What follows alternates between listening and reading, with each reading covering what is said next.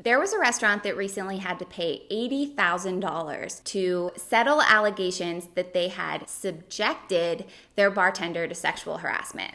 The bartender said that the restaurant told her to dress sexy and that she was described to the customers as being single and available to date them. And this raises such an important issue that restaurant owners face constantly, but that's really been magnified with the Me Too movement, which is being able to draw the line between maintaining a certain look or feel within your restaurant in terms of how your employees dress or how they engage with the customers, and providing your employees with a safe and harassment-free workplace. You know, I beat this drum constantly, but one of the reasons that sexual harassment remains so prevalent in the restaurant industry is that oftentimes employers simply cannot see it for what it is. Obviously, the culture within a restaurant is going to be much different than the culture in an office environment. You know, things are going to be more relaxed. There's going to be a different type of engagement that your employees are going to have with your customers. But ultimately, you have to remember that the legal standard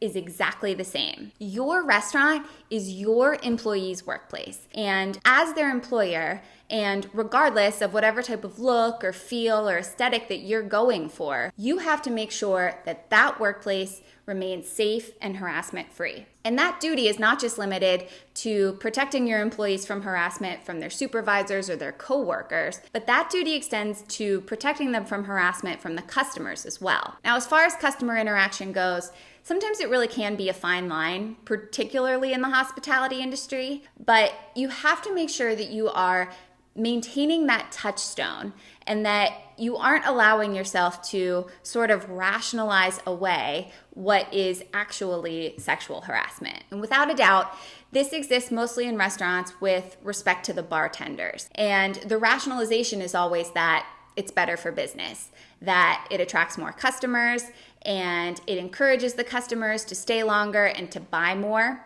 But none of those things change your legal duty to protect your employees. Now, this is not to say that you don't have the right, within reason, to still direct how your employees dress or engage with your customers. You know, just because you want your employees to wear a certain uniform or to be particularly friendly to the customers doesn't mean that you're subjecting them to sexual harassment. But the point is that you have to remember that your restaurant is a workplace and you have to be able to draw a hard line between professional conduct and subjecting your employees to sexual harassment.